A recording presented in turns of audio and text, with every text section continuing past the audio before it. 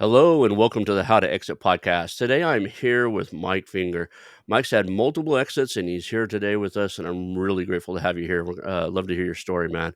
What's occurred in your life? What's your origin story? How did you end up on a podcast about buying and selling a business?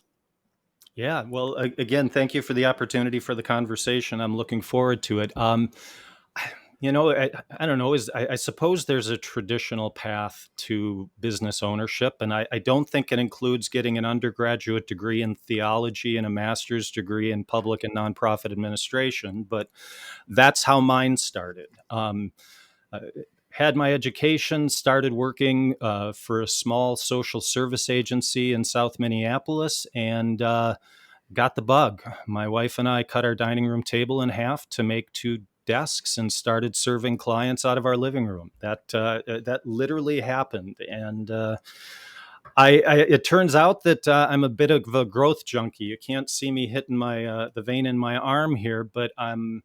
It was the next client, then the next employee, and then the next business. Started a second business at the same time, and grew those two businesses to 50 full-time employees. Came to the realization that my employees were trying to kill me. It wasn't intentional on their part, but it was the path that we were on.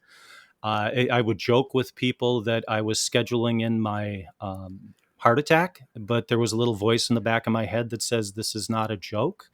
And so I did what so many small business owners do to start their sell a business education. I called a broker and said, I want to sell my business. Let's get this done. When I talk to owners about this, I tell them, and I mean this honestly, I can build a $2 million business by the end of this year without a problem. You just have to give me $2.5 million. Right. Right? I'll buy something and sell it cheaper than I bought it for, and away I go. Revenue is easy. Profit is hard. Retained earnings are hard. Not profit in the sense that we talk about it as small business owners sometimes, right? I invested all my profit back into the business. No, no, no, no, no. That's not profit. Now, if it hit your bottom line, you paid taxes on it, and then you gave yourself a loan the next year. Now you're reinvesting money back in the business. But just uh, spending down profit before the end of the year, that's not reinvesting profit. That's not creating transferable value in your business. I spent the first year and a half before I ever launched this business creating this massive structure of here's everything someone needs to know.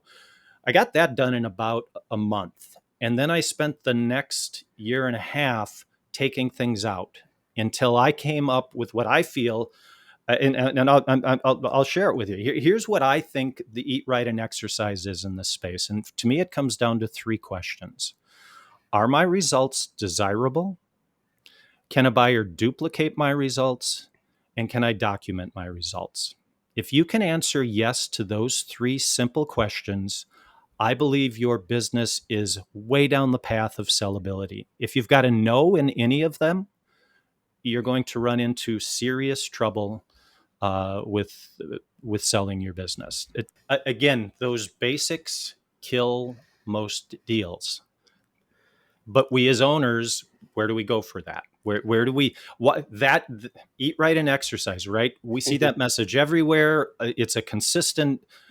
We don't have that in our industry, and I think it dramatically reduces the availability of businesses that can be sold. And ironically, it feeds into that brokerage culture, right? That hunt instead of they're hunters, not farmers, right? I want to see a business that I can take down right now and sell and go. It's not about that grooming of, hey, if we increase the amount of sellable businesses by 10%, wow, what an impact on the industry. But that doesn't pay the broker's bills. So let's give those owners a little grace in that. What are the messages they receive? What does the broker say? I can sell any business. Call me when you're ready to sell. I'll get you the best price. Those are that's the messaging, right? Oh, absolutely. Yeah. It's always about the I you will be able to do this with your when you're ready. And so my both my favorite and my least favorite phrase that owners use is I don't want to deal with this right now. I will get my business ready to sell when I'm ready to sell it. I don't think we can trust that audience that those professionals we identified to groom those. I think it's going to have to come somewhere else. It's going to have to come from owners passing on the messaging. I think it's going to have to come from. I think we're part of where we're seeing it now, which is interesting, and it goes back to the silver tsunami you've talked about. We're starting to see it in some economic development programs. We're starting to see it with some chambers of commerce, with some, especially in rural areas, where they are seeing, if we don't figure out how to transfer ownership on these businesses successfully, our business base is going to be decimated, right? Because there's 75 businesses in town, and to your point, 40 or 50 of them are owned by people over 60. What are the two action steps? Increase your seller's discretionary earnings and improve your job, right? As the owner, make it easier to be the owner here. Can a buyer duplicate my results? Build systems, build a team, right? Those are the two action steps. Uh, uh, can I document my results? Keep clean records, right? Again, it's about those basic elements. That's not going to. It's not going to keep something, some minutia from killing a deal, but in bulk, it raises us. But it's interesting to your solution thought about the chamber doing education and that sort of thing. I'm seeing some doing that, and I think that's really important. But it's also important how they do it.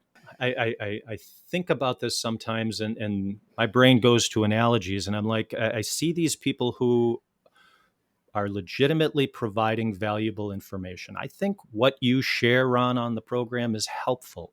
For an intentional small business owner who wants to learn, that's what they got to do. They got to start becoming a sponge, right? They got to start taking this stuff in.